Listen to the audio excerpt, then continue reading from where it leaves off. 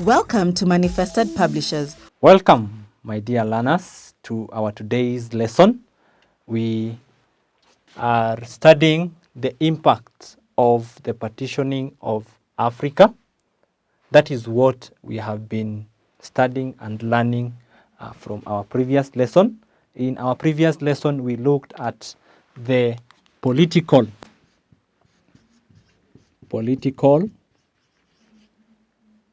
impacts. And we said an impact is a result or a consequence of a certain activity. So in our previous lesson, we studied the political results or the political impacts or consequences of partitioning of Africa, which is the subdivision of the continent of Africa into smaller bits. I'm sure you are able to effectively discuss the political impact. So in our today's lesson, we are going to look at the other two. We are going to look at the economic impacts, and also we have social impacts. So, my dear learner, in this lesson, let's start by looking at the social impacts. Remember, we are going to learn about the social impacts of the partitioning of Africa. So, what are these social impacts? The first one, there was establishment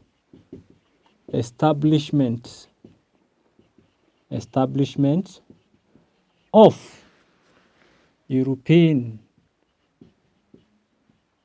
settlements. So, we said the European settlers or the European people, once they came in Africa, they had to establish places where they would settle. They build houses, they build settlements. This was majorly in the highlands. In the highlands, where there was a very fertile soil, there was a very good climate for their economic activities. So there was establishment of settlements. So as the European settlements were being created, they had to push away the Africans. So that is our next social impact, right? There was displacement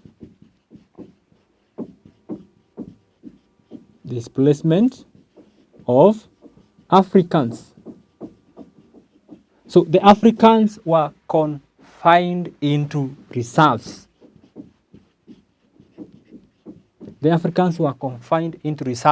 These reserves were unfertile and unproductive. So for the Europeans to get fertile or good lands, the highlands, which were very fertile, it meant the Africans had to be pushed back, or they had to be thrown away, or they had to be displaced from these lands to create room for the European settlement. That is the fact, or the first social impact. The Africans were moved away while the European people created their own settlements. And then number 3, or the next social impact, there was racial segregation, or in other words, you can talk of discrimination. There was racial segregation, or in other words, you can call it racial discrimination. The European race was considered to be superior to that of the Africans. The African race was considered to be inferior or backward. Therefore, there was different places where Europeans could meet and where the African people could meet. For example, even in provision of education, the mission schools, there were schools for the white people, there were schools for the Asians, there were schools for the Africans. So we had the Europeans being the highest or the highest regarded race, followed by the Asians, and then the Africans were deemed to be the lowest class. So the race or the Africans could be mistreated because they were thought to be less important, even in terms of health. You could not find an African going to a hospital where the European people are being treated. Why? Because the African race was considered to be less important or to be less significant than the European race. The next impact, my dear learner, there was spread of Christianity. Spread of Christianity. So the European nations introduced Christianity, which is a religion that the Africans did not have. So as a result of the spread of Christianity, there was the Africans did not regard their own religious practices. Remember, before the coming of the European powers or the European people, the Africans were worshipping. The Africans had their way of life. They had their own belief system. But with the coming of European powers, there was introduction of a new religion, which is Christianity, which was not there before. So we had conversion of Africans. The Africans, most Africans were converted into Christianity. There was creation of churches. Initially, the Africans were worshipping in shrines. This was for the Africans. They had shrines where they could go. For example, an example is among the Gikuyu. Where did the Gikuyu worship? Yes, very good, under the Mogumo tree. So, but now there were new places of worship, a church, right? Which was not there before. So, a social impact of the coming or the subdivision of the African continent, there was spread of Christianity. And then number 5, my dear learner, there was spread of Western civilization. There was spread of Western civilization. Spread of Western civilization. This is in terms of what? Dressing. The dress we are having today. The Africans did not have these clothes we are having today. These clothes were brought or were introduced by the coming of the European. Language was another impact or part of the civilization that was brought by the European powers.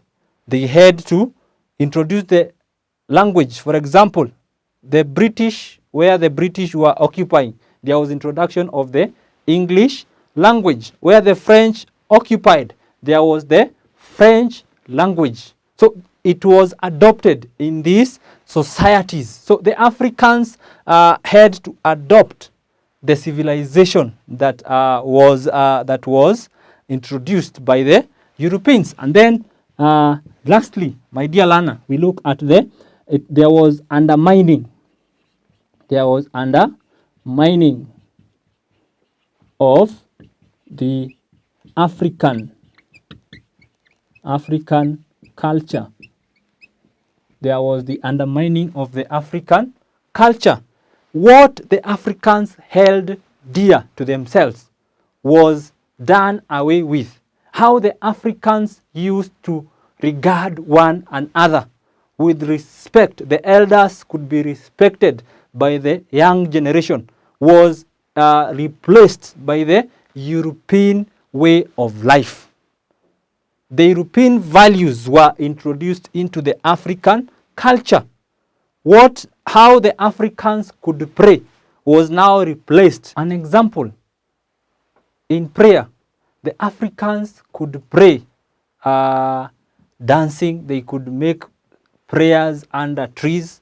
Now, with the European culture as an example of the Catholic, they introduced the use of the rosary in prayer.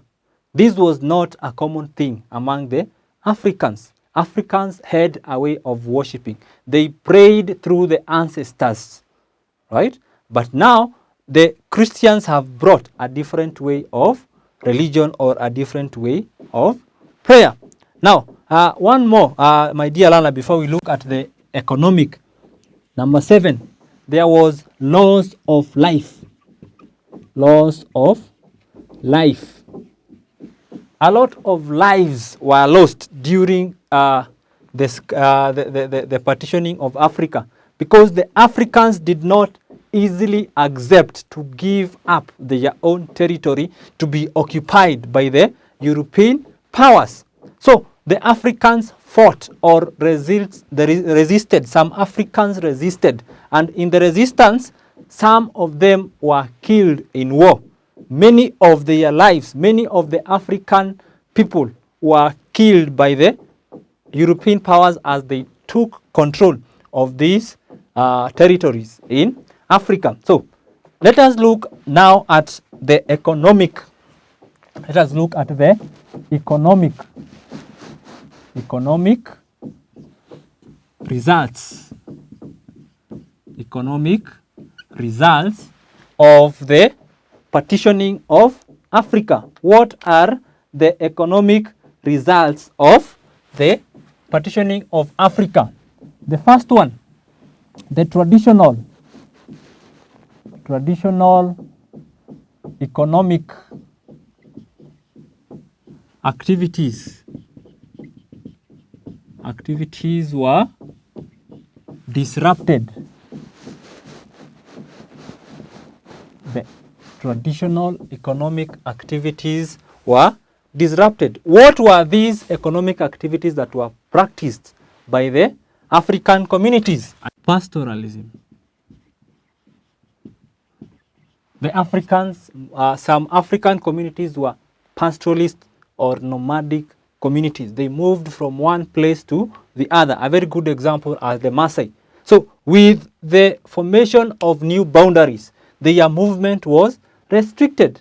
Other communities were agricultural communities.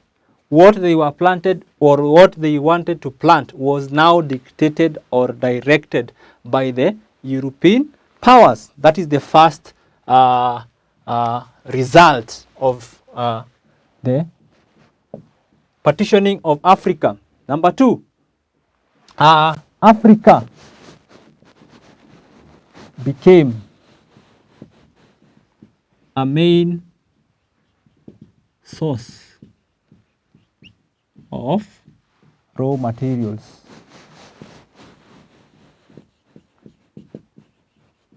Africa became a main source of raw materials. Most of the raw materials that were being used in the industries in Europe were sourced in Africa. Initially, Africa was not known, right? But now with the process of partitioning and the divisioning or the dividing of the continent into smaller chunks, Africa was exposed to the outside world as a prime source of raw materials and also a market. It also became a market for the finished goods. You can add that. And then number 3, the next economic result, there was land alienation.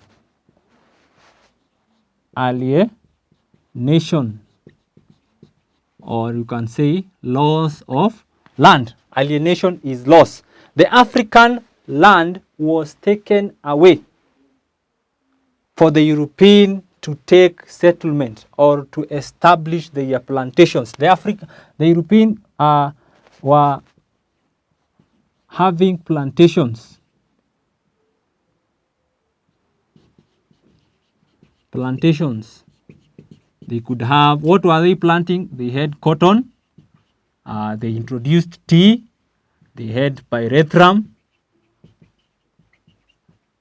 and things like that. So they took the African land away so that they could establish plantations for their raw materials or those things they needed in their industries. So the land was also taken for their settlement. That is another way you could argue that point.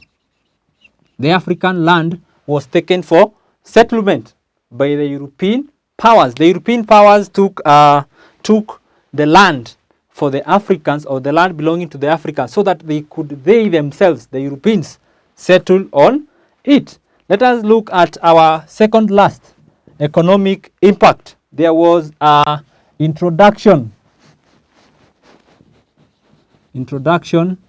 of forced labor. Introduction of forced labor. The Africans were forced to work in these plantations that the European enacted or started. They could not voluntarily work there. Some of them, or most of the Africans, were forced to work in this plantation. This was in form of payment of taxes, right? So you had to work as a form of, for you to get some food, for you to get some form of remuneration, right? So most of them, apart from them being paid, at this time we are talking of forced labor. You are not being paid anything. You are being forced by circumstance to work there, so that you might be able to occupy that land or be able to be accommodated. You had to work in those plantations. Most of them did not accept. Most of the Africans were not ready to offer their labor to the European powers, but they were forced to work in those plantations and in those settlements. Some of them were forced to be servants in their homes, right? The homes of the European people. Now, my dear Lana, let us look at the paid wage. Paid wage was another economic impact. In African communities, as you have learned, labor was a part of life. Every person in the community was supposed to work. The children had their work, men had their work, women had their work in the community. There was nobody who was supposed to be paid to work, because every person in the community, it was the duty of every person in the community to work. But now the Europeans have come with a different model. They are offering some kind of remuneration.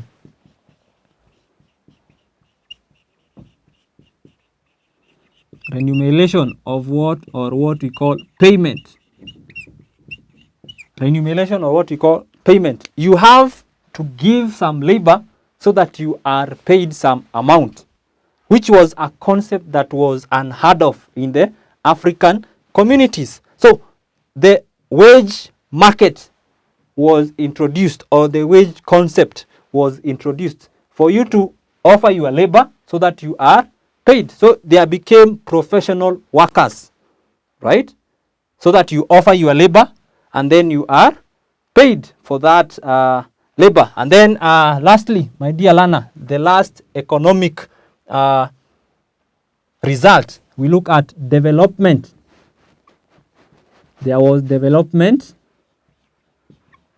of infrastructure.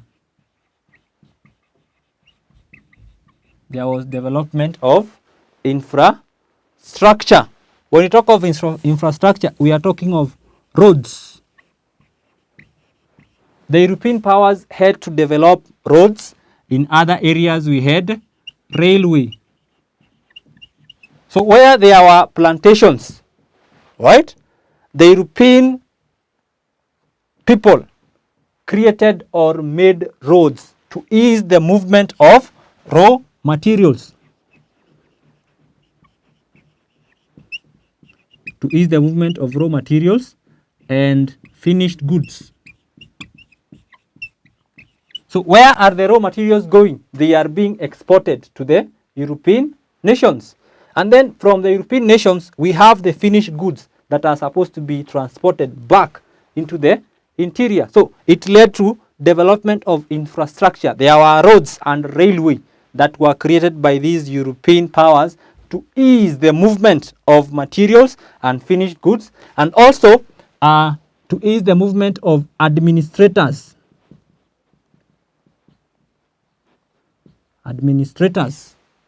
So the rulers, in case there was a revolt, they needed to quickly move and quench or stop the revolt, right? They needed a quick means of transport.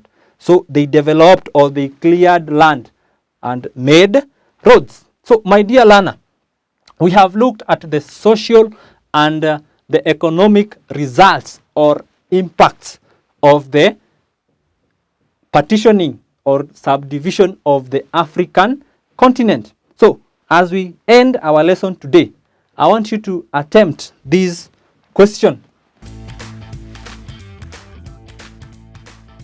I'm sure, my dear learner, as we have been able to discuss in our today's lessons, these questions, you are easily able to answer them. But I want you to note the first question. In case you have been asked such a question in the exam, you have been told to identify 5 economic. 5. So give 5. There are 5 results or impacts, right? 5 economic impacts. Actually, here we are talking of impacts. 5 economic impacts. Impacts of the partitioning of Africa. 5 impacts, not 6. So in an exam, when you have been specifically asked for a specific number, like 5, you're supposed to give 5. So if you give 6, the examiner who is marking will mark the first 5. The first 5 impacts. So do not bother giving an excess. Just give the first 5. This is what we refer to as a closed-ended question. You have to give specific answers, and they are 5 in number. So I'm sure, my dear learner, you have been able to enjoy the lesson today, and we have come to the very end of our lesson. Until our next time, I've been your teacher, Conan Gakure. Have a nice time. Thank you for choosing to study with us. For more information, you can call us on 0724 173845.